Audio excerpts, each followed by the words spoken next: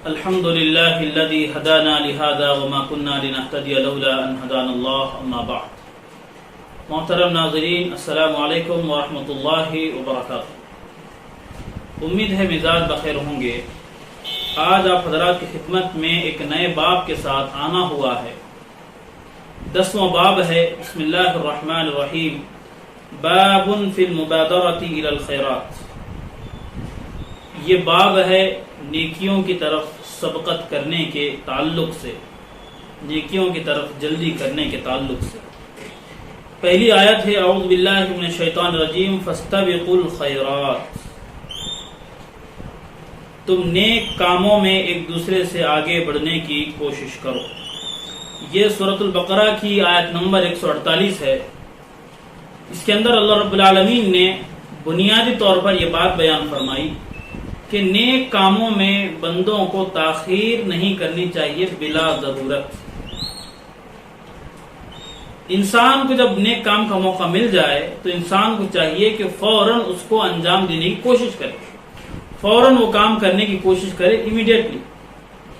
ورنہ اس کام کو ٹالنے کی وجہ سے، تاخیر کرنے کی وجہ سے بسا اوقات ہوتا یہ ہے کہ نیک کام کرنے کی توفیق بندے سے سلب ہو جاتی ہے، توفیق چھین لی جاتی ہے، پھر بندہ نیک کام کرنے سے محروم رہتا ہے.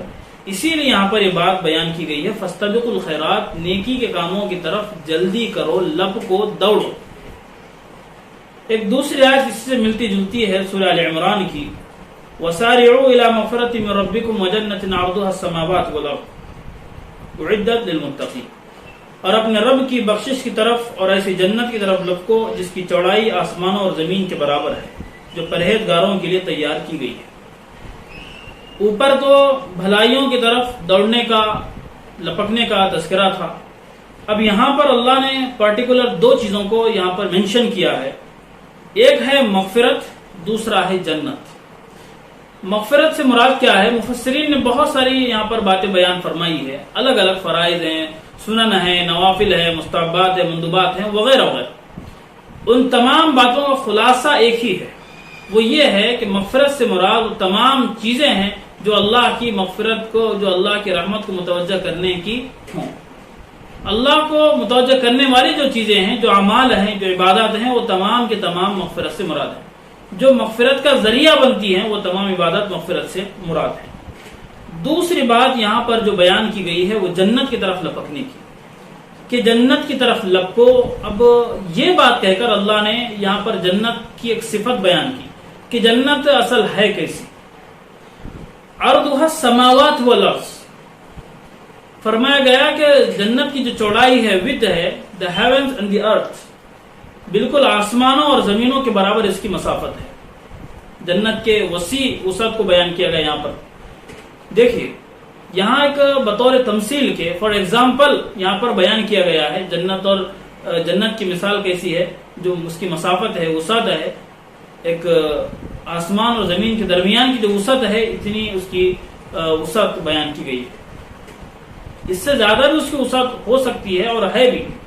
یہاں پر صرف انسان کو سمجھانے کے لیے، کیونکہ آسمان اور زمین کے درمیان جو وسعت ہے، آدمی کے دماغ میں، انسان کے دماغ میں اتنی جو بڑی وسعت ہے، اس سے بڑی وسعت کوئی ہو ہی نہیں سکتی. اسی لیے انسان کے دماغ کو، اس کی سوچ کو ملحوظ رکھتے ہوئے یہ بات یہاں پر کی گئی ہے. ورنہ جنت کے تعلق سے تو یہ بات نبی اکرم صلی اللہ علیہ وسلم نے بیان فرمائی، ما لا عین رات ولا اذن سمعت ولا علی قلب بشر ولا خطر علی قلب بشر. کہ جنت تو ایسی ہے کہ اس کا کوئی تصور بھی نہیں کر سکتا.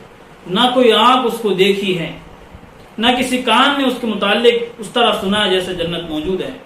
ولا خطر علی قلب بشر. اور نہ ہی کسی کا خیال بھی گزرا ہے کہ وہ جنت کس طرح ہوگی. کہ ہم دنیا میں تو اندازہ لگا دیتے ہیں کہ فلاں چیز اس طرح ہوگی، اس طرح ہوگی، لیکن جنت کا مسئلہ ہے کہ وہاں پر ہمارا ہر خیال فیل ہو جاتا ہے کہ اس سے اچھی چیز ہم کو ملنے والی ہے. دیکھیے، یہاں پر ایک بہت اہم بات جس کی طرف اشارہ کرنا بہت ضروری ہے، وہ یہ ہے کہ یہاں پر اللہ نے بات بیان فرمائی وسارعوا الی مغفرۃ. دیکھیے، عربی گرامر میں جو ہے اس کا بہت زیادہ استعمال ہوتا ہے. سارع یسارع یہ باب مفعلت ہے، ایک اوزان ہے کہ اس وزن پر جملہ بنے گا، اس وزن پر سینٹنس بنے گا. اس طرح عربی میں اس کو گردان کہتے ہیں. اور یہاں پر جو باب لایا گیا ہے وہ مفاعلت ہے. اس کی خاصیت یہ ہے کہ اس کا مطلب ہوتا ہے آپس میں ایک دوسرے سے بڑھ چڑھ کر حصہ لینا. وَسَارِعُوا إِلَىٰ مَغْفِرَةٍ کا معنی ہوا ریس وتھ ون انادر، کہ ایک دوسرے سے آگے بڑھو، ریس لگاؤ، کوشش کرو، آگے بڑھنے کی کوشش کرو. کس کی؟ مغفرتن، ایسے اعمال کی جو مغفرت کا ذریعہ اور باعث بنے، اور ایسی جنت کی جس کی چوڑائی ابھی بیان کی گئی. یہاں پر اللہ رب العالمین نے دینداری میں ایک دوسرے سے آگے بڑھنے کا حکم دیا ہے. آج ہو کیا رہا ہے؟ آج ہو یہ رہا ہے کہ دینداری تو چھوڑ دیجیے، دنیا میں ہم لوگ ایک دوسرے کے آگے بڑھنے کی کوشش کرتے رہتے ہیں. اللہ کا جو حکم ہے بالکل اس کے اپوزٹ ہمارا عمل چل رہا ہے. اللہ کا فرمان ہے کہ جنت کے کاموں کی طرف، مغفرت کے اعمال کی طرف بندوں کو مسابقت کرنی چاہیے، ایک دوسرے سے آگے بڑھنے کی کوشش کرنی چاہیے. لیکن آج دنیا کمانے کے لیے ایک دوسرے سے آگے بڑھنے کی کوشش کی جا رہی ہے، جو کہ اللہ رب العالمین کے احکام کی بالکل خلاف ورزی ہے.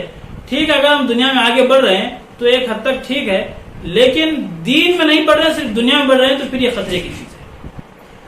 اگر دین کے ساتھ دنیا میں ہم مسابقت کر رہے ہیں تو ہو سکتا ہے کہ اس میں کوئی گنجائش بھی ہو، لیکن دین میں نہ بڑھتے ہوئے صرف دنیا میں آگے بڑھتے چلے جانا، ایک دوسرے کو مسابقہ وہاں پر کرنا، کمپٹیشن کرنا، پھر یہ کسی طرح کی معذور بات، کسی طرح کی سمجھ میں آنے والی بات معلوم نہیں ہوتی ہے.